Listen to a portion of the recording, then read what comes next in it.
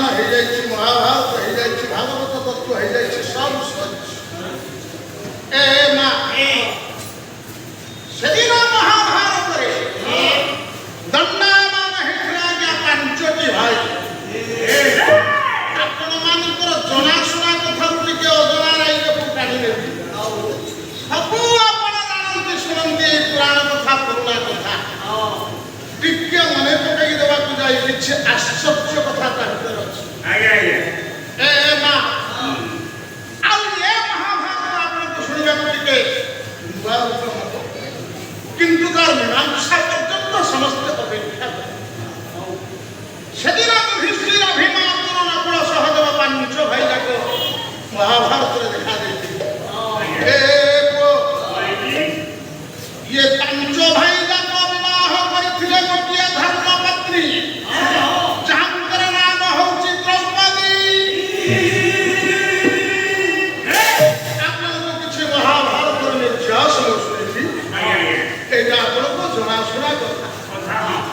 ତାହେଲେ ମା ଆମ ସମ୍ବିଧାନ ଠିକ ତ? ଏ ଝିଅ ମା ସବୁ ସାଡ଼କୁ ମୁହଁ କରି ବସ, ଟିକେ ଉପରକୁ ବସ। ସାଡ଼କୁ ମୁହଁ ହେଇଗଲେ କଥାବାର୍ତ୍ତା ଟିକେ ଭଲ ହବ ନାହିଁ। ୟାର ଟିକେ ନଜର ରହ, କାହିଁକିନା ମୋ ପାଲା ଭିତରେ ମୁଁ ଟିକେ ସେ ରଣପୁର ଆଉ ସେ ସମ୍ବଲପୁରୀ ସେ ଅନୁଗଢ଼ ନାଚ ଗୀତ ଭିତରେ ସମୟ ନେଇ ଟିକେ ଝାବେଡ଼ିଆ ମୁଁ କରେ ନା। ଆବଶ୍ୟକ ସ୍ଥଳେ ଗୋଟେ ଭରଣ ଦେବା ପାଇଁ। କିନ୍ତୁ ବାପା ମାନେ ମହାଭାରତ ଆମକୁ ଆମେ ପଢ଼ିବା, ମହାଭାରତ ଶୁଣିବା। ଶୁଣିଲେ ଫଳ କଣ ନା ଗଙ୍ଗା ସ୍ନାନର ଫଳ। ଗଙ୍ଗା ସ୍ନାନ ହେଲେ ପରିଚିତ ହୋଇ ଭଗବାନଙ୍କ ପାଦରେ ମିଶିବେ। ଏ ମହାଭାରତ ବ୍ୟାସକୃତ ମହାଭାରତ ଯଦି ଆମକୁ ନିଦର୍ଶନ ଦେଇଛି, ମହାଭାରତ ଯଦି ତାହେଲେ ଆମେ ସାମାଜିକ ଚଳଣି ଭିତରେ ଚଳୁଛେ। ଆମର ଗୋଟେ ସମ୍ବିଧାନ ଗଠନ କରାଯାଇଛି। ଆମ ସମ୍ବିଧାନ ସହିତ ଯଦି ମହାଭାରତ ଠିକ ରହିଲା, ୟାର ମହାଭାରତ ଠିକ ମହାଭାରତ ଠିକ ଦେଖିବ ଆମ ସମ୍ବିଧାନ କିନ୍ତୁ ମା ମହାଭାରତ କହିଛି ଦେଖନ୍ତୁ 5 ଭାଇ ଯାକ ଗୋଟେ ସ୍ତ୍ରୀ ଗ୍ରହଣ, ତା ନାଁ ଦ୍ରୌପଦୀ।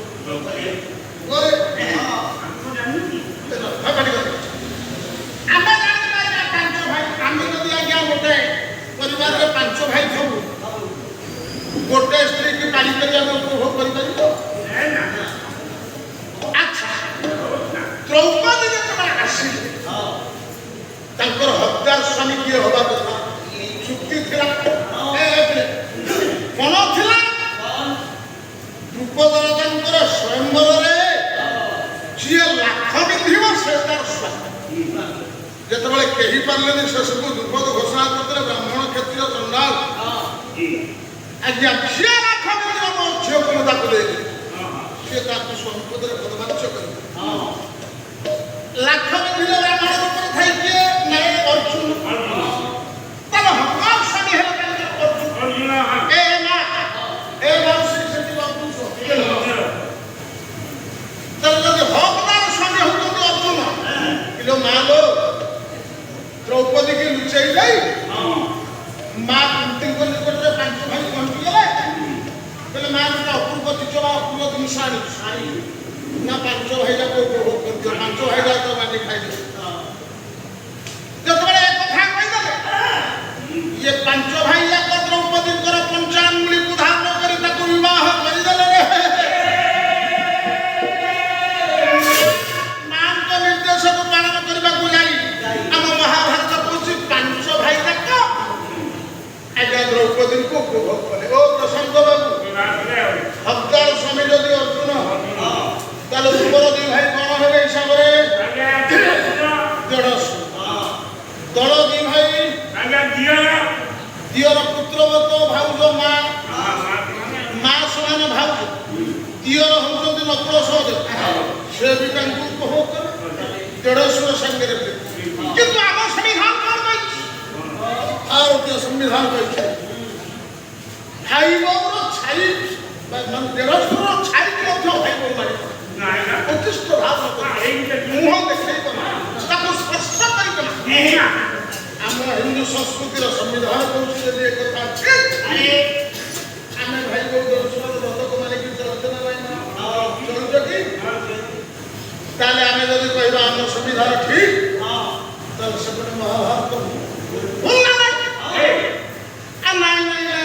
ବ୍ୟାସ ଲେଖିଛନ୍ତି ଯେତେବେଳେ ବ୍ୟାସାୟ ବିଷ୍ଣୁ ପାୟ ଭଗବାନ ମହାନାରାୟଣ ବ୍ୟାସଦେବ ହେଉଛନ୍ତି ଭଗବାନଙ୍କର ଅଦ୍ୱିତୀୟ ପ୍ରତିଭା ଅଦ୍ୱିତୀୟ ରୂପ ଭଗବାନଙ୍କର ସ୍ୱରୂପ ଅଷ୍ଟାଦଶ ପୁରାଣର ମୂଳ ପତ୍ର କ୍ରୀଡ଼ା ରୋପଣକାରୀ ହେଉଛନ୍ତି ମହାମୁନି ବ୍ୟାସ। ଏ ଧନ ଯଦି ବ୍ୟାସକୁ ଦେଖିବେ ମହାଭାରତ ତାହେଲେ ମହାଭାରତ ଠିକ ନା? ଯଦି ମହାଭାରତ ଠିକ ତାହେଲେ ଆମ ସମ୍ବିଧାନ ହେଇପାରିବନି, ଏ ଭୁଲ ଆମେ କରିବୁନି। ତାହେଲେ ଆମ ସମ୍ବିଧାନ ଦେଖି ତାହେଲେ ମହାଭାରତ ଭୁଲ, ସେପଟରେ ମହାଭାରତ ଭୁଲ, ଏପଟରେ ଏ ସମ୍ବିଧାନ ଠିକ। ଇଏ ଭୁଲ ମାନେ ସେ ବ୍ୟାସଙ୍କୁ ପଚରାଗଲା ଆଜ୍ଞା କଣ କରାଯିବ ଏ କଥା ମୀମାଂସା କଣ ନା ଏଠି ଦିଟା ଯାକ କଥା ଠିକ।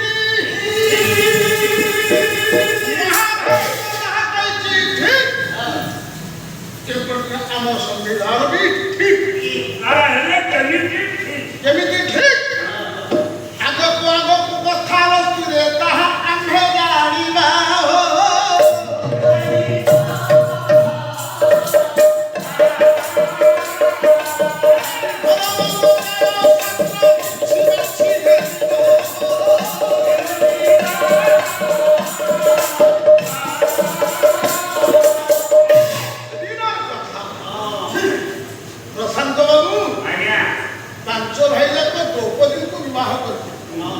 ଉପଭୋଗ କରୁଥିବେ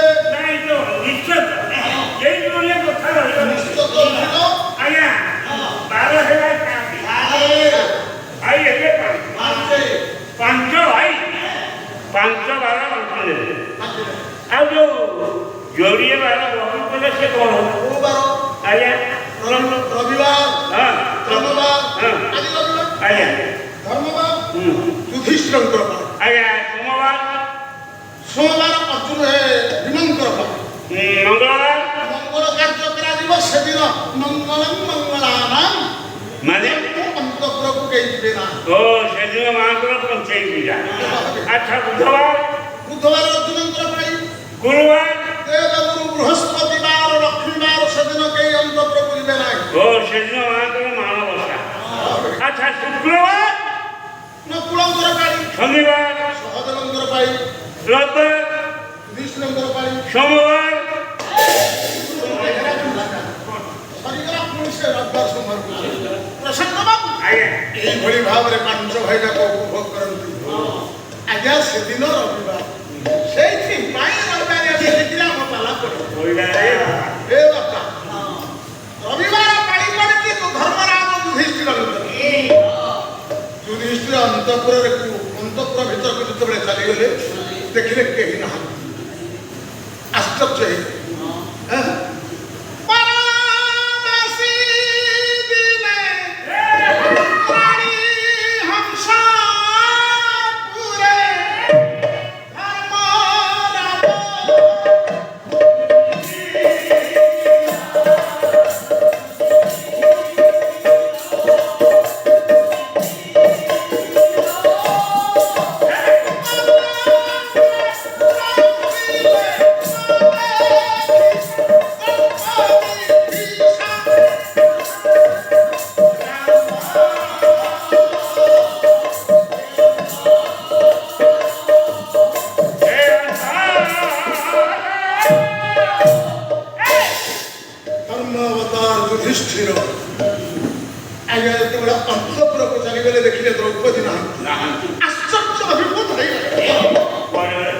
द्रौपदी जानती मोर ज्येष्ठ स्वामी पारी जल कलसी धरी अपेक्षा कर रही पद प्रक्षालन पूर्वक प्रणत ज्ञापन पूर्वक पाछड़ी रही पद को पछी दे मुंडिया मारी सुदीप्त आसन उपर पदंक उपर बसई दियंती यथोचित प्रतिकार करने कथा से द्रौपदी जानते आज ज्येष्ठ स्वामी पाई अथच से अंतपुरे नहांती है